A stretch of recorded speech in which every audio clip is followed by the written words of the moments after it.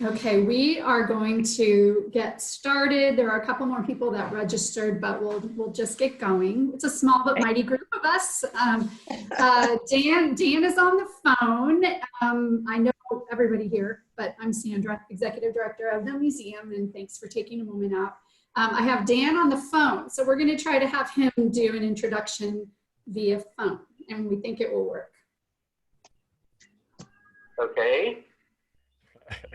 Can you hear him? Dan Rich, Curator and Director of Education at the Holocaust Museum and Learning Center. I'm happy to welcome you to our first remote Sandy and Mendel Rosenberg film program. And let me say I spoke with Mendel this morning, and he's fine and looks forward to joining us when we're back meeting in person. It's my pleasure and honor to introduce our speaker today, who will facilitate our discussion. Mark Edward Ruff is Professor of History at St. Louis University. His areas of teaching include modern European history, European religious history, and Nazi Germany. His most recent publication, The Battle for the Catholic Past in Germany, 1945 to 1980, was published by Cambridge University Press in 2017. He's been a frequent contributor to this film program and also is a member of the Academic Advisory Committee for the Holocaust Museum. So welcome everyone, and I'm honored again to introduce Mark Ruff. Thank you very much. Can you all hear me?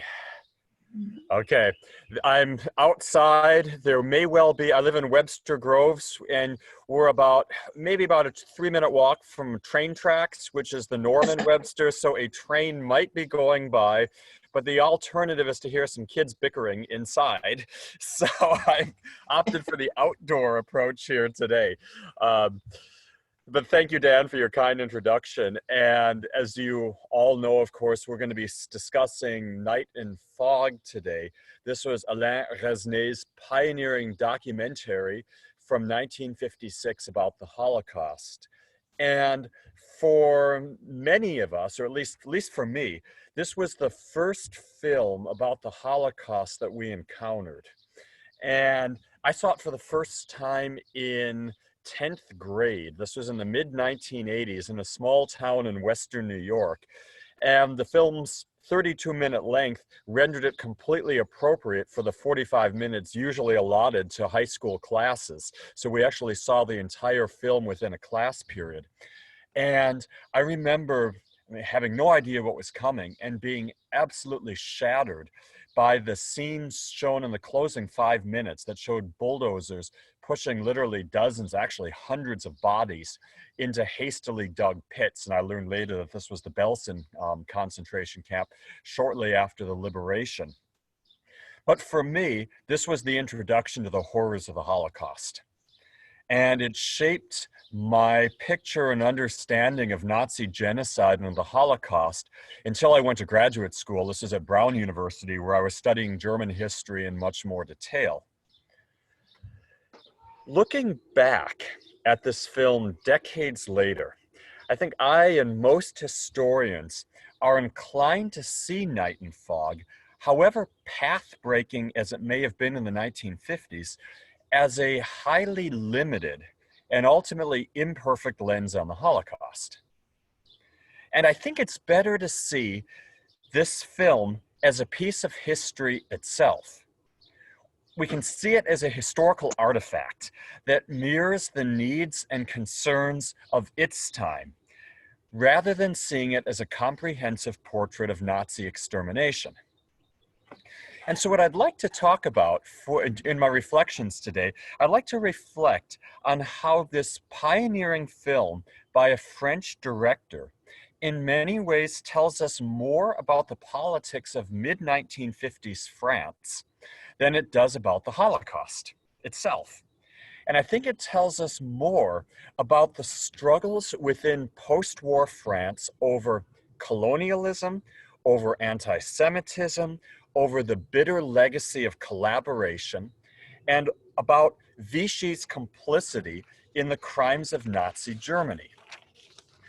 Actually, in the mid-1950s, the subject of Vichy France remained taboo. Can I assume that you're all familiar with what Vichy France is? It was the regime that was in the quote-unquote unoccupied part of France. But the crimes of Vichy remained taboo, and so actually did the crimes of French colonial authorities. And there's some interesting links I'm going to tease out in a little bit. That said, it was impossible to repress the memory of these completely. They surfaced, often indirectly. And this, what I'd like to argue today, it was this surfacing of this memory that actually shaped how and why this film was put together and how it was received. The memory of what happened during Vichy, but also what was actually taking place in France's colonial empire. And so what I'd like to suggest is the film is ultimately about that, the politics of amnesia, but also the politics of colonial rule. I'll kind of tease this out, and I'm teasing it out now. I'll spell it out in a little more detail. I'd like to start with what's often kind of, I think, a misperception about the Holocaust. And I'm sure you've heard this before, but it's often been claimed that speaking openly about the Holocaust remained a taboo in many countries in the 1950s. And there's a mythology that says it really wasn't until the 1960s or 1970s that people really began delving into the Holocaust in more detail. What we know actually now is that this was not entirely true. Many Jewish organizations were in fact talking openly about what had taken place a decade earlier. Jewish scholars like Leon Poliakov, he was one of the first to start documenting the Holocaust. He was actually living in Paris at the time, and he was publishing book after book, showing documentary evidence about how and why the Holocaust came together. That said, putting together a film about the Holocaust intended for a larger audience, not composed primarily of Nazi victims, and not composed of those already in the know, was actually something out of the ordinary. And as we're going to see quickly, it was not without considerable risk. Why? In 1956, only 2% of French films actually were focusing on the occupation era between 1940 and 1944. This is where I'm going to pull up a couple slides here for a sec. This is where we have our director, Alain Resnais, entering the picture. Resnais's planned documentary ultimately flew in the face of public silence in France about the occupation era. The immediate impulse behind the film was actually something ceremonial, one actually not especially likely to raise hackles. And that was that ceremonial occasion. It's pretty obvious. It was the 10th anniversary of the close of the Second World War. 1955, and he actually signed a contract in late May of 1955 to put together Night and Fog. And he was to release, he actually had to complete the film by Christmas 1955. Though he succeeded in meeting the deadline, it was actually released only in 1956, about a half a year too late, a little more than half a year too late, to commemorate the war's end. If you watch the film closely, you're actually going to discern that the true motive for making the film lay elsewhere. And you'll see that Night and Fog is a very peculiar film. As you're going to see, it does not, and it doesn't intend to, commemorate the millions killed in the Holocaust. With one exception, there's only one scene that attaches a few names to it. With one exception, the victims lack names and faces. It's not a film about the murder of Jews and the so-called final solution to the Jewish question. The victims of the killings were not even portrayed as uniquely or even predominantly Jewish. And I think the title itself, Night and Fog, makes this abundantly clear. The title is an unmistakable allusion to Hitler's Nacht und Nebel, or Night and Fog decrees from December 1941. And these decrees called for the arrest of political opponents and resistance fighters in the dead of night. So if you were coming to this film for the first time in France, you would have associated this film with a film perhaps about the persecution of French resistance fighters. And in this vein, the word Jew is almost completely absent from the film. There's one reference, but it wasn't actually present in the original English subtitles that were put together for the film. When the film was first shown, even in this country, you only found it in the original French. And it's a fleeting line where they're talking about some of the people who'd been arrested. And there's a reference to an étudiant juif d'Amsterdam, or a Jewish student from Amsterdam.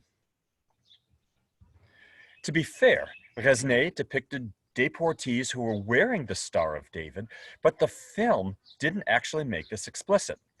It pointed out the insignia of many categories of prisoners. And actually, there's one scene they talk about how political prisoners wore red, common criminals who were at the top of the hierarchy wore green. But note, they didn't talk about the yellow stars of David for Jews or the pink insignia for homosexuals. And the film also tells nothing of extermination camps like Treblinka and Sobibor, or of what historians now call the Holocaust by bullets. Focusing on the concentration camps themselves, Night and Fog instead highlights the mechanisms of death and extermination. It's really about the structures that made possible killing and extermination. And it actually starts with a short history. After the opening scene and showing some of the rail lines, it starts with a short history of Nazi Germany, drawing newsreels, film stills, and actually quite a number of clips from Leni Riefenstahl's notorious propaganda masterpiece, Triumph of the Will. And then it focuses more on nature landscapes, sites, buildings, locations, than on actual people. And it directs its lens in particular to the concentration camps themselves, their construction, their diverse architectural styles, and above all to the horrors taking place within. And the film itself, the way it was filmed, reflects this. It was actually filmed on the actual site of Auschwitz from September 29th through October 5th, 1955, and then on the site of Majdanek from October 7th through October 10th, 1955. And then it shows the disinfection site at Mauthausen, the notorious camp in Austria.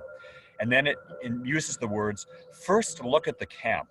It is another planet." And then finally, it used clips made by American and British soldiers liberating the concentration camps in Western Germany in the spring of 1945. And it's these clips that showed the horrific scenes of the bulldozers pushing corpses into hastily dug pits. Actually, as an aside, I actually met one of the American soldiers who was present at this moment of liberation. And I was told that his hair changed from jet black to white within a matter of weeks. Of the liberation. Night and Fog's focus on political movements and concentration camps reflected the hand of the scriptwriter, Jean Cayrol. Jean Cayrol was a poet, and he authored, you'll see it here on the right, Poèmes de la nuit et du brouillard, poems on night and fog. And Cayrol was a non-Jewish member of the French resistance who had survived the horrors of Mauthausen. He had actually been betrayed and subsequently arrested in 1943 under Hitler's Nacht und Nebel decrees, or Night and Fog decrees. And so it's not hard to see where the title came from. And he had survived the Gusen concentration camp only thanks to the assistance of Dr. Johann Gruber, a Catholic priest and inmate who had intervened with camp authorities and secured some clandestine aid for prisoners. I think it's no surprise that actually K. Roll apparently became sick to his stomach when viewing the footage of Mauthausen that Resnais inserted into the film. The jarring musical score, and I'd like to come back to this in the questions and answers. It's really interesting how the musical score does not line up with the images. The incredible disconnect between the music and the images. I'd like to come to that later. But the jarring musical score was by Hans Eisler. Eisler was a German composer, half Jewish, and he was also a militant communist. He was known as the Karl Marx of music in certain circles. And he had gained fame and notoriety already in the 1920s, both for his collaboration with the communist playwright Bertolt Brecht in the late Weimar era, but, and you'll see this from the picture on the right, this is a wonderful illustration here. He actually gained fame for basically writing uncompromisingly militant proletarian and fascist anthems that he and others proceeded to belt out in working class Berlin bars in the Weimar era. It's kind of interesting. He actually studied with Arnold Schoenberg, the famous 12-tone composer. And I believe he wound up reconnecting with Schoenberg and Brecht in the United States because Eisler spent some of the wartime years in exile in the United States. He was also known, he gained fame for later having written the music for the East German national anthem. He boasted of having completed the score for Night and Fog in a week in late November 1955. But it actually turns out that the overture had been composed at least a year earlier for another collaboration with Brecht. This was a play entitled Winterschlacht, or The Winter Battle, about the Soviet defeat of the Wehrmacht. Eisler's anti-fascist inclinations ultimately shaped the score. Early in the film, this is the scene showing the deportations from the Dutch so-called transit camp, Westerbork. Eisler actually distorted the German national anthem, the do-do-do-do-do-do-do-do, usually called the Deutschlandlied. This itself was a bold political statement because this anthem, though shorn of several nationalist verses, actually remained the national anthem of the West German state. And it remains the national anthem of Germany today. So to distort that, and living in East Germany and having composed the East German national anthem itself was a political statement to make. That said, the film actually remained surprisingly free of anti-German sentiment. This might actually be surprising in light of the Germanophobia that actually remained powerful in France following 3 German invasions and occupations in 70 years. It turns out that Resnais was under tremendous pressure from the French government to avoid any derogatory references to Germans. Why? Because the French and German governments at the time were working towards a rapprochement. They were working towards the European Union or some of the earlier organizations for that. And you can make the case that the price for such bridge building was a certain collective amnesia about the past. So the film could only refer to, quote, Nazis, but not to Germans.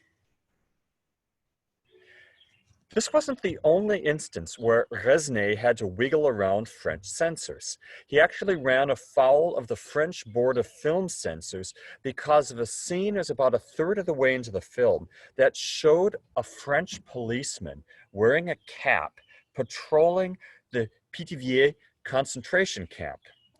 The censors wanted the entire scene removed because it showed someone who was obviously French.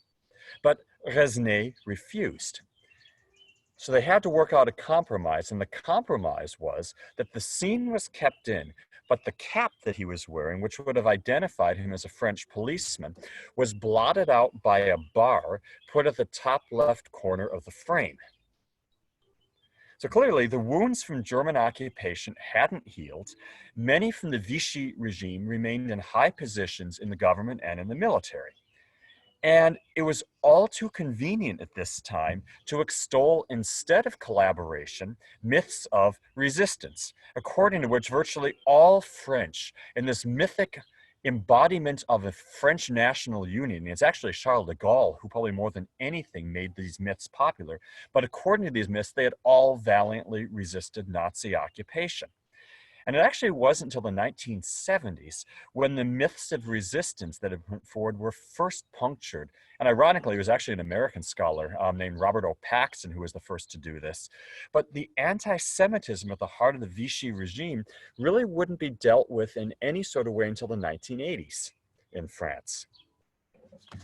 So what these examples tell us is how French society remained, even in the 1950s, bitterly polarized.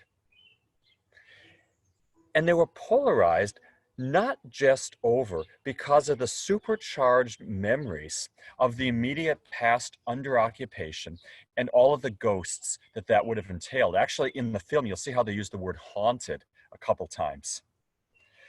I think the polarization hints at what Resnais himself admitted openly what the real reason for making the film was. He actually volunteered this reason in 1962 in an interview when he was asked what the film was really about.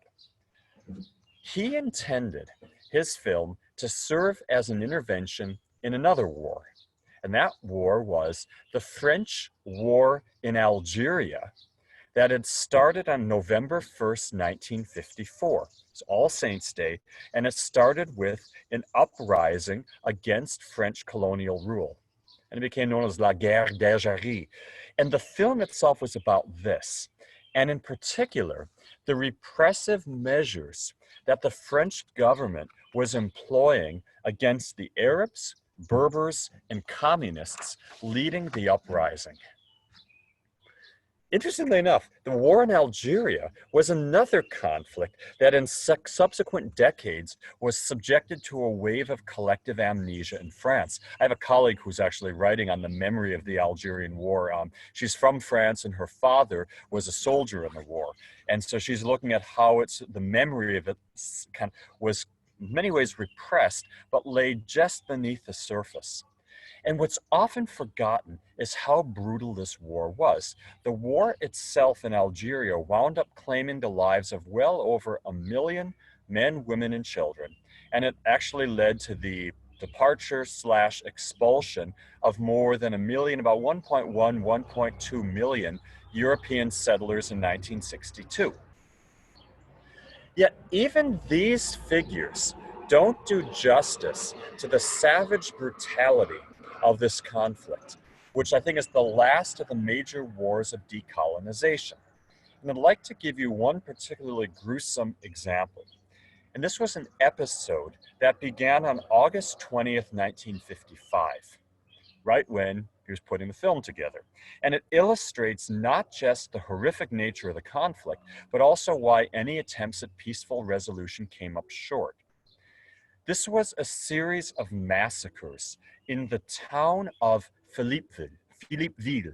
This was a mining town in the northeast of Algeria where approximately 130 European settlers and nearly 2,000 indigenous, mostly Arab inhabitants had actually had a history of relatively peaceful cooperation and intercultural exchange. And it was actually for that reason that it was targeted by the insurgent organizations called the FLN, or Front de Libération Nationale, which deliberately targeted the moderates. And in an attack that had long been planned, Arab mine workers first cut telephone lines and then went from house to house, slaughtering all of the European inhabitants, regardless of age or sex, egged on by Muslim women chanting. And then from the minarets went out calls to slit the throats of women and nurses in the cause of jihad. We have cases where the brains of children were dashed out against the walls, mothers were disemboweled, and in one case, a 5-year-old baby was hacked to death and replaced in an open womb. In another instance, Arab children even kicked to death an old woman. All in all, I think about the numbers are in some dispute. Probably 37 Europeans were killed, another 13 left for dead, and including the disemboweled mothers and the 5-day-old baby. The reprisals, and I'm going to put one image here on the screen, were not long in coming, and they actually proved to be fast and furious.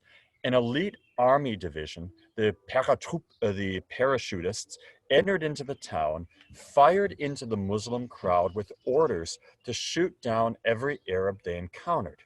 This is a quote from one of the soldiers. Quote, "You should have seen the results. For 2 hours, all we heard was automatic rifles spitting fire into the crowd. Apart from a dozen stragglers, weapons in hand, whom we shot down, there were at least 150. At midday, fresh order, take prisoner. That complicated everything. It was easy when it was merely a matter of killing. At 6 o'clock the next morning, all the machine guns were lined up in front of the crowd of prisoners who immediately began to yell. But we opened fire.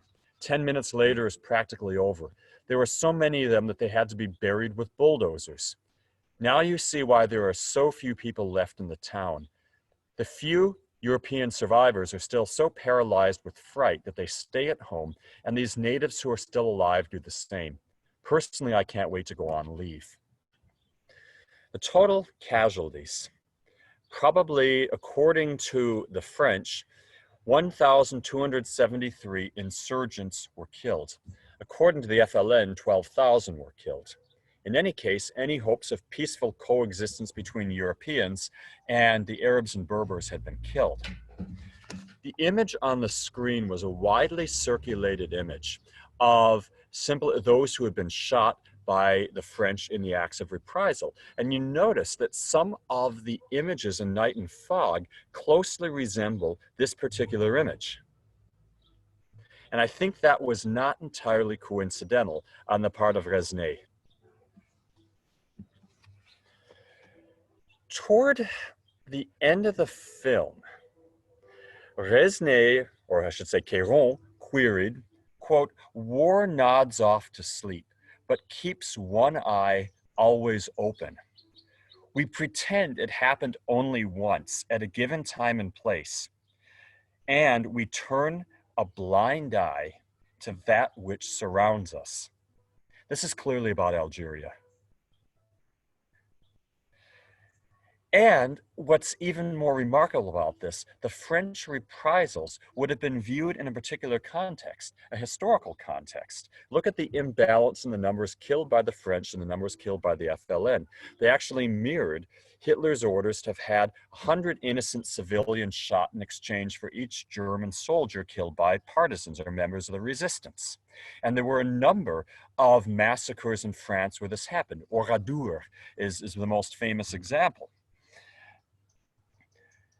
I think the irony then, at the core of the French strategy, could not have eluded Resnais. In fact, some of the French commanders sent to Algeria in 1955 and 1956 to quell the uprising, they were given the latitude to use all means necessary, including mass arrests, torture, and the execution of civilians. Some of these French commanders were in fact survivors of Nazi concentration camps like Buchenwald.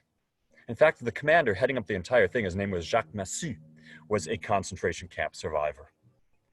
Not only that, but many of the local French authorities in Algeria, which had remained under control of the Vichy regime between 1940 and 1944, had and held high-ranking positions under the Vichy government and had supported its anti-Semitic measures in Algeria. So the common denominator between Vichy and Algeria was racism, anti-Semitism, militarism, anti-communism, and above all, anti-republicanism. And Resnais would have seen the mentalities from the Vichy era as carrying straight on into the Algerian War.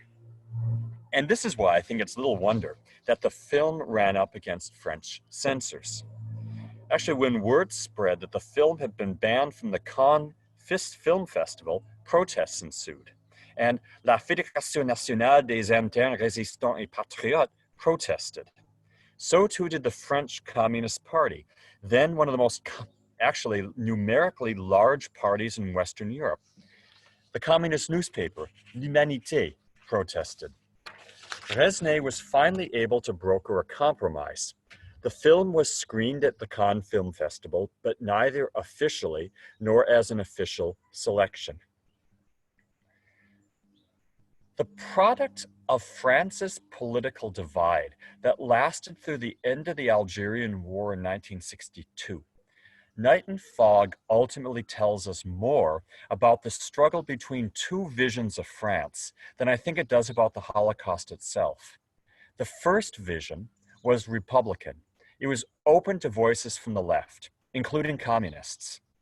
The second was authoritarian, militaristic, anti-Semitic, and virulently racist.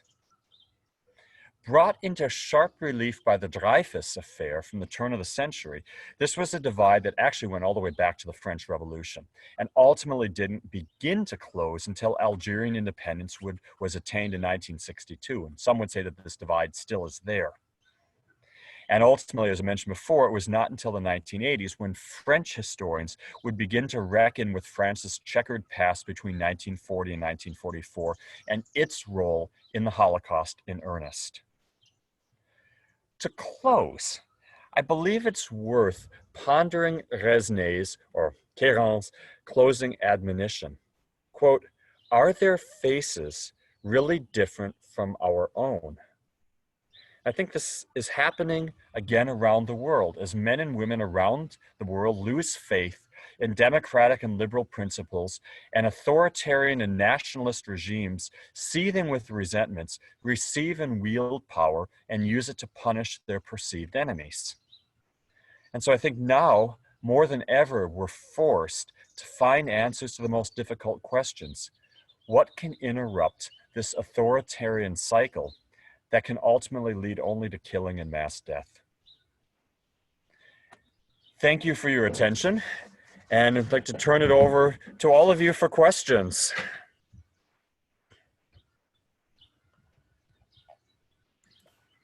Everyone can, since we're such a small group, feel free to unmute yourself when you'd like to ask a question.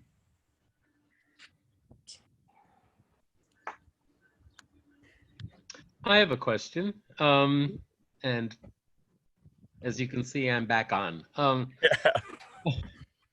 I had noticed in rewatching, and I hadn't seen the film in years, so I watched it the other day.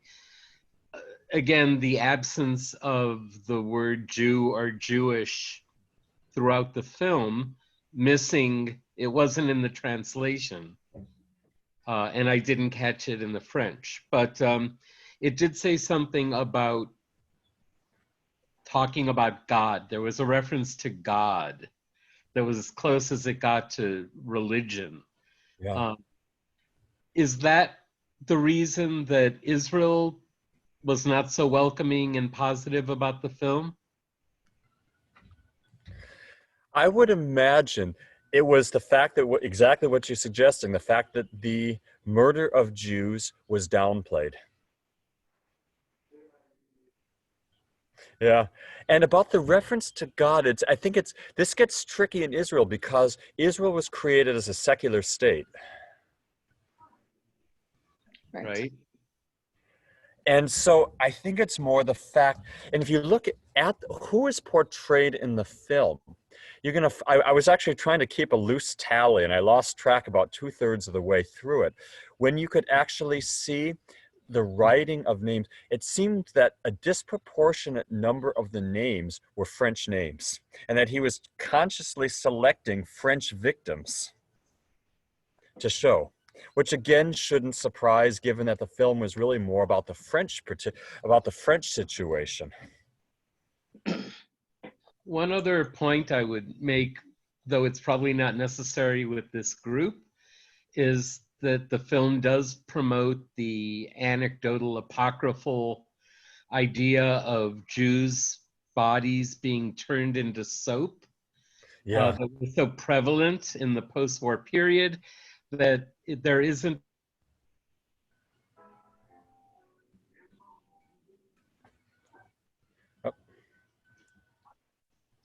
Oh, I think his screen froze. Yeah. But we know how that sentence ends. Right? Yeah. I wanted to, while he's frozen, make a comment and then ask a reading. Even I did not know Carol was a poet. Yeah. So whenever I've seen this film, I've always been struck by its poetic rhetoric and its structure, which seemed to me to offer not a comprehensive view of the Holocaust, but an introduction to the meta thinking about what the Holocaust was. You can dive into all those details forever, and often we did in my classes. But one of the phrases that he uses very early on is "La machine se mettait en marche," which I was wondering if you had been struck by that, or if you connected that to the rest of the larger piece. I've learned a lot today. I didn't know anything about the French political thing, so I was wondering if you'd comment on that. It's actually, that was a very common metaphor in France to describe the German invasions, the machine. And you found it even during short after the Franco-Prussian War. You found it during World War I, and then you also found it, of course, during the Second World War. The Prussian or the Nazi or German Juggernauts. But the war machine, there's actually a wonderful musical example. This is from the First World War. I don't know how familiar you are with the piano music of Claude Debussy. Oh, yes. Yes. He wrote a work for two pianos in the middle of the First World War called En Blanc et Noir. And in the middle movement, they take the Lutheran chorale, A Mighty Fortress, and actually he turns it into a war march in a very machine-like way. And so I think, to answer your question, that was a common metaphor. Got it. That's great thread. I'll go back to the JVC and take a look at that. But certainly, I hadn't even thought of Juggernaut. So thank you very much. I'm smarter today. A little. Yeah. I know some of you had questions about the music. Sandra, do you want to ask? Sure. I know Orly emailed me one as well. I don't know if she would like to talk about that a little bit. Sure. So my question was just, what was the rationale for including music in this very serious film? And so the rationale for why it was included, but also like how it was chosen. Yeah. All I know is that Resnais wanted the film to be scored from the very outset. He didn't want a silent documentary. And I think this is my suspicion. He was drawing on some of the footage made by the Allied liberators, which were shown without music. And so he wanted, the scenes with the bulldozers, there was simply video footage put together that had no commentary or no music. So he wanted music. And what really stands out to me is just how the music is so at odds with the text. Like there's one scene where they're right in the middle of the camp and they're showing the ovens and there's peaceful flute music that's playing, which is completely at odds. Yeah. I have one theory on this, and I have actually two theories. One I think is probably right. The other I have no way of proving. There are a couple scenes in the film where they show the orchestra playing. Yeah. They say that some of the camps had orchestras, and they would be playing music that would be horribly at odds with the brutality and the mass killing taking place. And I suspect that the music was chosen with that in mind, as a mirror of the fact that the Nazis were using music as a way of hiding the horrors. So it's reflecting the irony. It's clearly used ironically, but it's also reflecting the irony at the camp that you'd have symphony orchestras playing happy music to disguise the killing and the bloodletting. Right. There's another theory, but I have no way of proving this. I don't know how many of you are familiar with the French composer Olivier Messiaen. A mystical, very devout French Catholic composer who spent time in a Nazi prisoner of war camp in Upper Silesia. And while he was incarcerated, he wrote a work called The Quartet for the End of Time, which is still widely heard today. It's a very mystical work. There are some parts, some passages in Eisler's score, which actually sound eerily redolent of passages from Messiaen in terms of the scoring.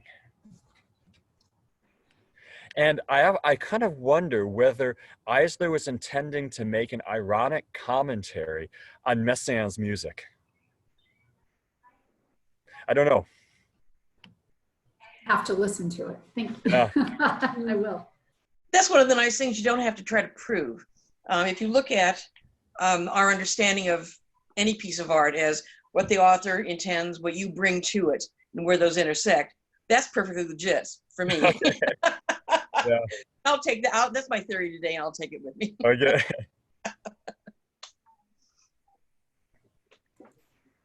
Well, it definitely worked because that's all I could think about. There were about 3 or 4 spots in particular where the dissonance just, I couldn't, my mind just couldn't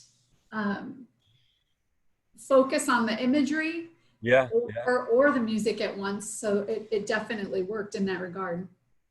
We've used the Messiaen piece at Yom HaShoah a couple of times, and it's really a haunting piece. Yeah. I think musically too, there are some other interesting influences there. In parts of the score, I mean, you can hear the influences of Schoenberg, particularly in the very dissonant parts there. You can really see where the training that he received at the hand of his fellow Austrian master. And then, especially in the scene where they distort the German national anthem, I can't help but thinking back to some of the distorted cabaret music that you would have heard in Weimar era, basically clubs and cafes in the late 20s, early 1930s. I mean, some of the distortion almost sounds a little bit like the Threepenny Opera and the music that was written for that. Mm. And of course, that was another Brecht libretto. Exactly. Kurt Weill, but obviously not Eisler, but, and of course, they all spent time in America. Indeed. Wow. And Well, it's the interesting other question. Go ahead. Sorry. Oh, I was just because I've been to Poland and we went to both Majdanek and Auschwitz-Birkenau, and I don't remember them ever mentioning a jail, like, or a prison being there. Is that common knowledge? I know I've not been to Majdanek.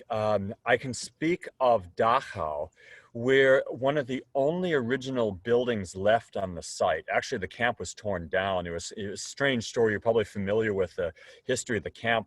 It was actually used to house expellees from the East for about a decade and a half. And there's this horrible thing where they had a restaurant called Zum Crematorium right in the camp.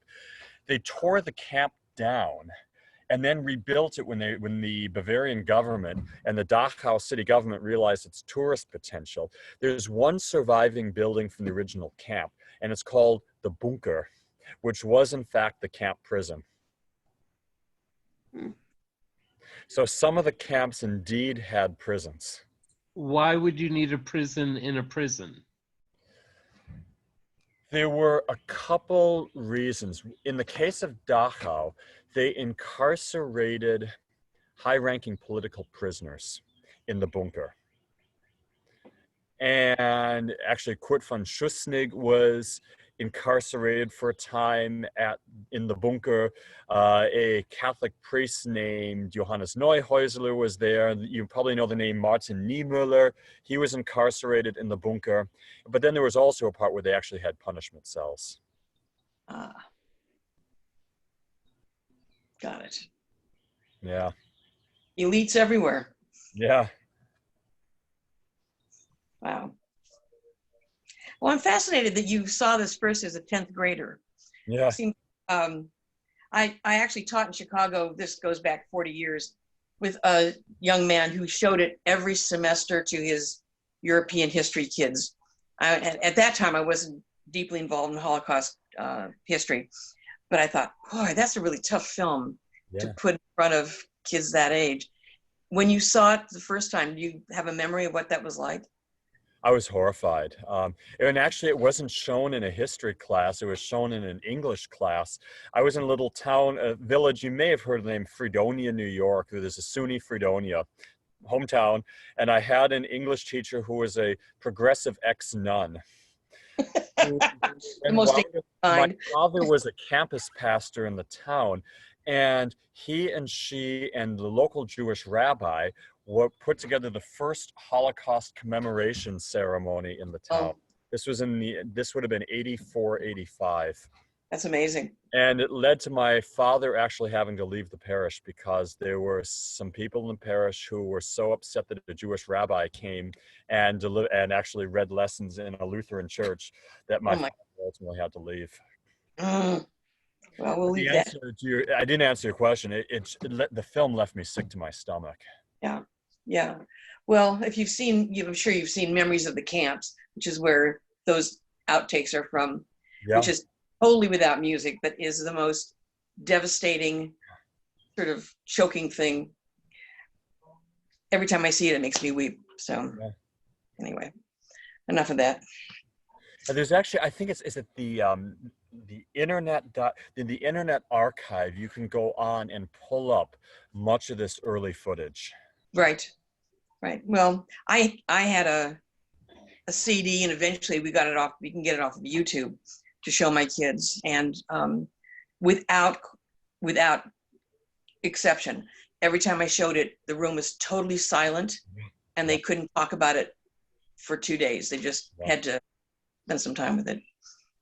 Along that line, I also used to show Schindler's List, and it would say to them, well, you know, in Hollywood, they believe that he's romanticized the Holocaust too much, and it's really prettied it up. And one of my students said one year, Mrs. Brownstein, this is as much reality as I can take. So choose it. I've used this film in class, and it ends with everybody utterly speechless. Right. Well, and then having to kind of take stock of where people are at emotionally. And this is for students that are in the know and that have been exposed to the Holocaust before. Right. Wow. And back for me in the 80s, this was my first introduction to it. Well, I think it's a note of nobility that we can all be moved by it, even if we think we know it all. Yeah. Good for. So. All right. Any other questions? Thank you, Mark, for your insightful comments. You're welcome. Thank you for joining us, and good thank you all. Be safe. Nice to see you. Thank you, everybody. Really appreciate you taking the time. Okay. Thank you for your attention. Thank you. Sure. Bye. Andrea, I have one question for you. Where do you teach? I'm retired now. I teach at the Holocaust Museum when I'm allowed. I taught at Mary Institute and Country Day School for 30 years or so. Okay. And I had a lot of jobs there, but one of the things I did was to teach a course in European Holocaust for about over 15 years before they told me it was time for me to go home. So, so when giving that up, I turned to Dan and I said, please, can I be of help? So he lets me come over once in a while. Oh, well. We're grateful for that. Thank you. Me too. Me too. Thank you. All right, guys. Thank you. Thanks, everybody. Okay. Bye now. Thanks.